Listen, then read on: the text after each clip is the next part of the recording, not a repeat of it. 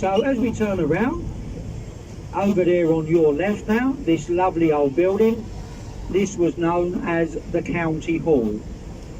And this is where we used to run, and that's the party boat just going out. Glad I'm on here. So folks, look in front of you, you can see the London Eye. Now the Eye is the tallest Ferris wheel in Europe, but it became a victim of its own success, because when it opened, no one realised just how popular it would become. So they priced it at a very reasonable £7.50 for a 30-minute ride. The only problem was, once you got your ticket, you then had to join a queue for 4 hours.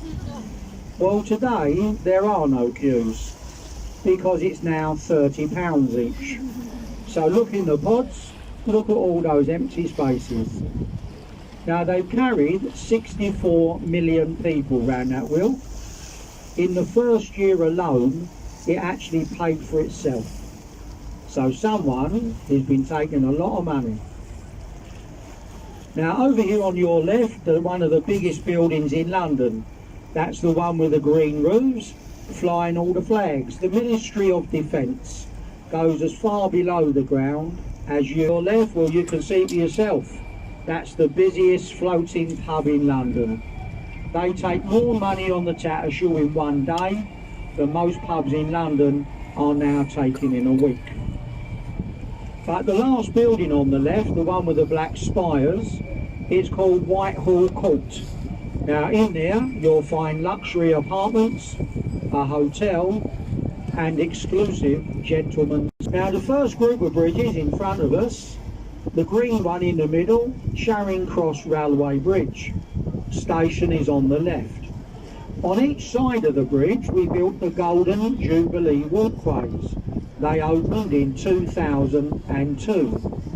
Now it's always nice to wave at people above you on a bridge, because all the time they're waving back. They won't be throwing their old McDonald's at you when we go underneath. Now please don't wave.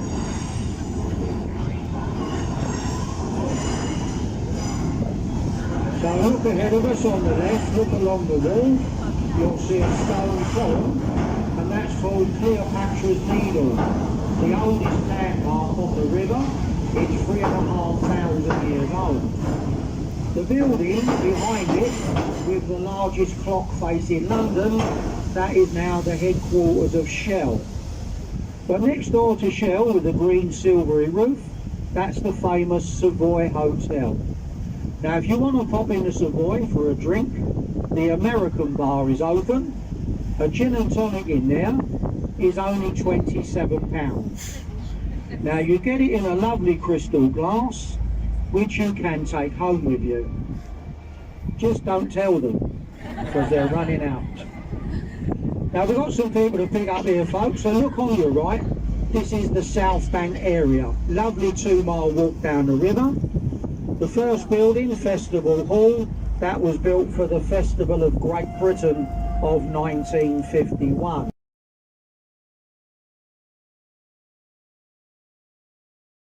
We have London's longest bridge.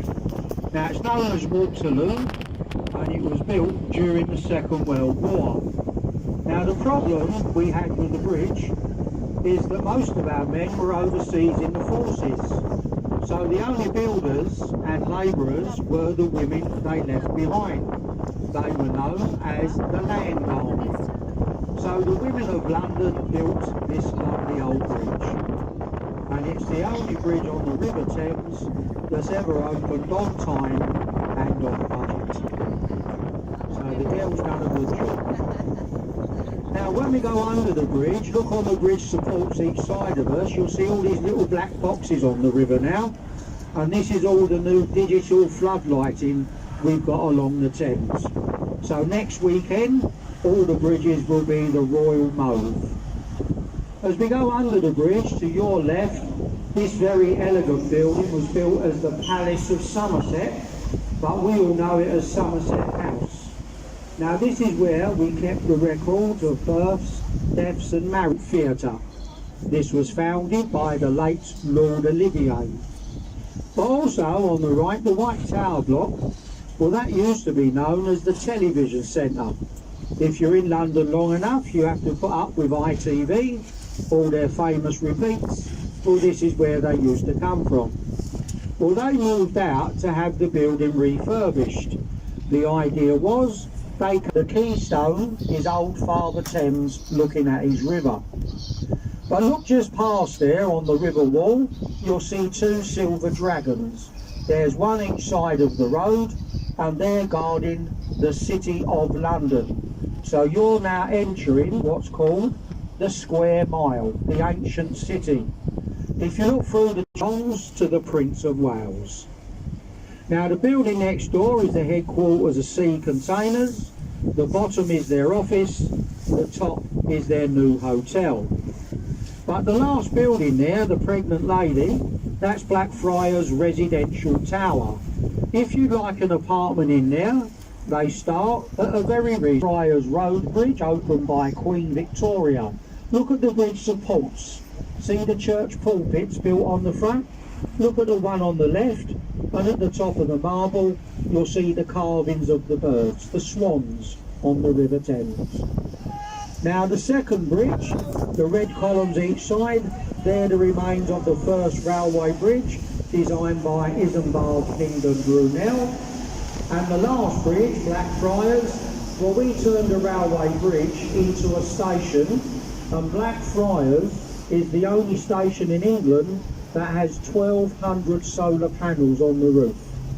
But it's still not enough power to run the station. Now look on the right, this is part of the Southbank Walk. The building with a tall chimney, that is Tate Modern. Now if you understand modern art, it's a wonderful place to go.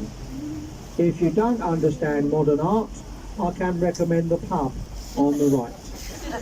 Now it's free of charge to go into the Tate, and when you walk through the door, your friends on each side, all the VIPs who turn up for a free day out. But 3 hours later, there was no one here when it was closed. It was swaying from side to side so violently, it was closed for 6 months and got its new name, the Wibbly Wobbly Bridge. And of course, if you watch Harry Potter, this was the bridge destroyed by the Death Eaters.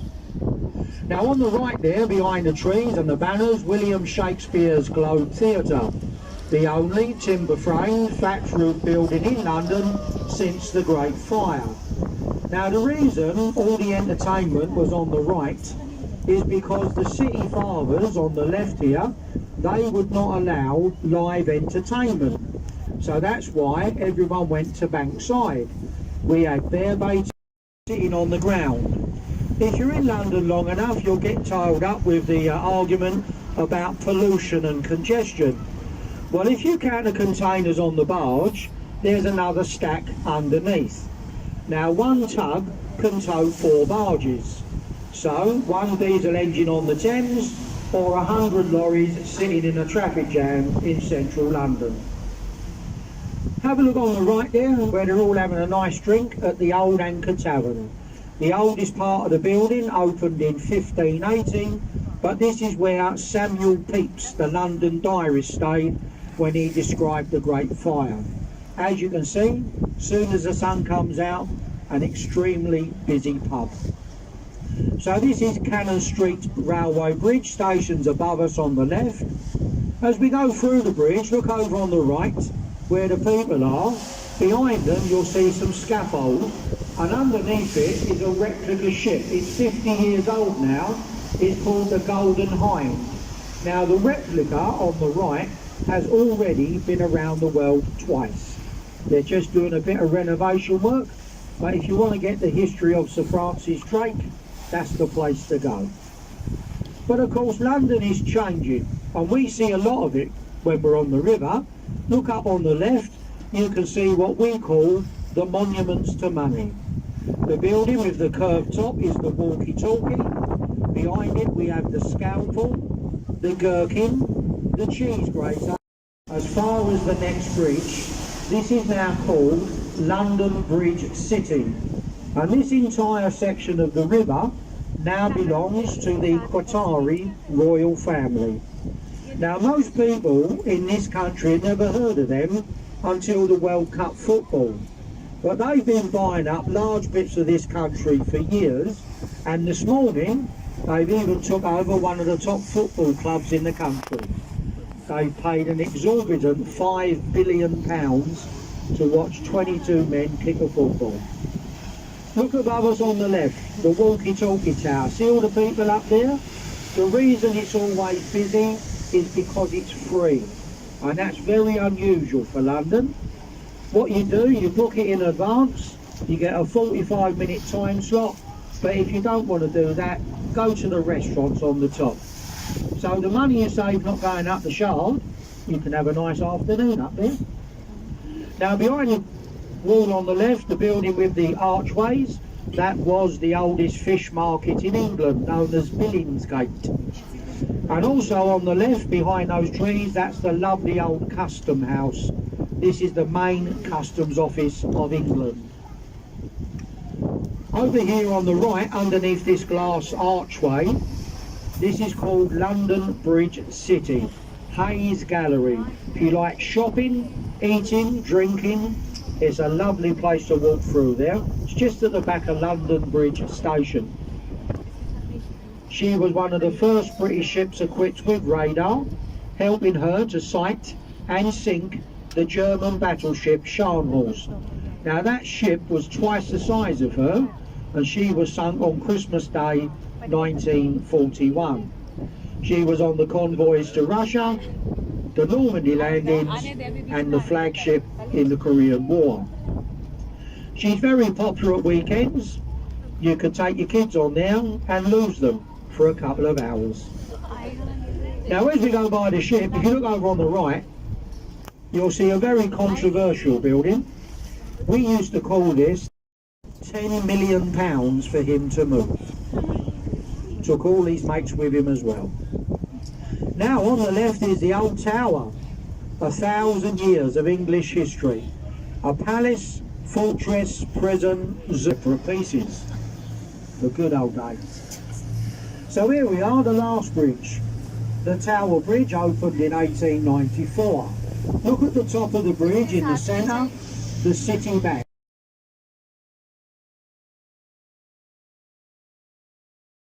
Through, we want to see some nice big smiles and a wave.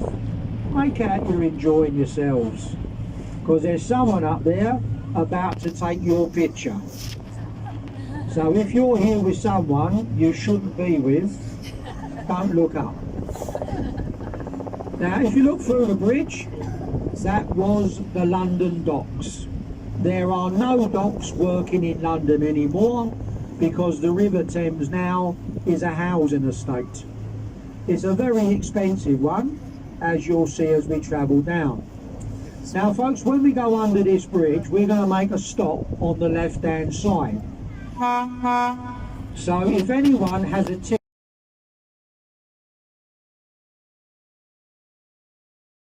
keep the thieves out, it was to keep the prisoners in, because that building at the back with the clock tower, that was the prison for Napoleonic prisoners of war.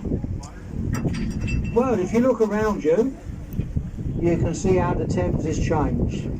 It's now become a very fashionable place to live, as long as mum and dad leave you a nice inheritance. 40 years ago, side by side, and there's the cranes hanging up, waiting to unload the ships and the barges that are never coming back. Now of course the Thames now is becoming residential, not because of the apartments, it's because of all the new piers they're building. Now if you've got enough money to buy yourself a nice Dutch barge, you can bring it into London, no problem at all. Except your only problem is to see anyone out here enjoying their boats. Now if you look over there on the right, you can see that barge fully laden over there outside the jetty. To give you an idea, that barge has got 1,200 tonnes of aggregate, and his son isn't barred, they opened the Thames tunnel. It's still used every day. It's now part of the underground. But look on the right now, between the warehouses, there's another white painted pub. But look at the weather vane that sits on the top. It's a replica of the pilgrim ship, the Mayflower, because this is where that little ship was built. She left London into England. They were last seen working in Eastward. So look around you here then. Look how deserted the Thames is. It's quite amazing when you think we built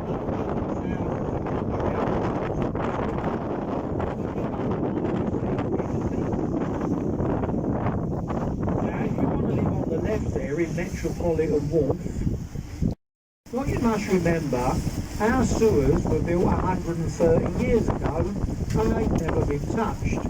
But the problem we've now got, when they built them, we had 2 million people in London. Now we have over 10 million, so they can't cope. So when we have torrential rain, the sewers flood and whatever's in the sewer comes in the river. So we're building these massive drains. There's 8 of them through London. And when we get a flood, the sewage go down the drain and into the longest tunnel. So it was easy unloading ships and barges. Now at the top is the original name. The word wharf, unfortunately, is slowly disappearing. It means warehouse at river front, because that's the way they were built. Now over here on the left there's a lovely sight, a nice family of swans. This is their home. And all the buildings on the left, they're all privately owned. Well, can you see how they're all built below extensions? That's so they don't upset the next door neighbour.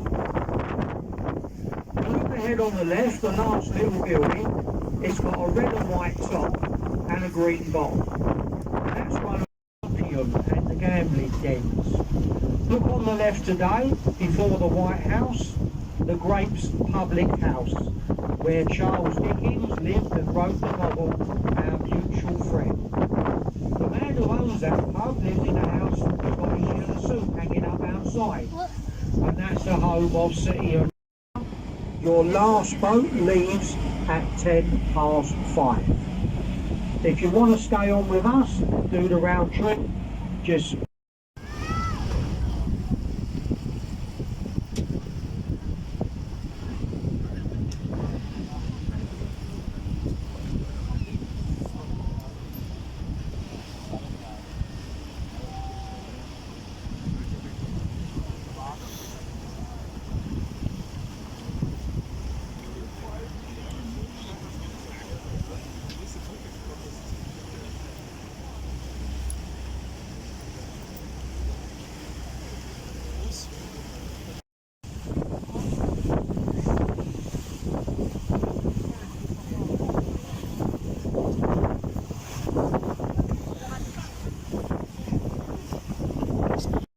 China Tea Clippers. She's been in dry dock now for 69 years. Look behind that ship, look up on the hilltop, and that's the observatory, the green dome. It's where you get 0 longitude, the meridian line. Now if you go ashore at Greenwich, a 5-minute walk behind that ship, that's the heart of Greenwich, Greenwich Marketplace.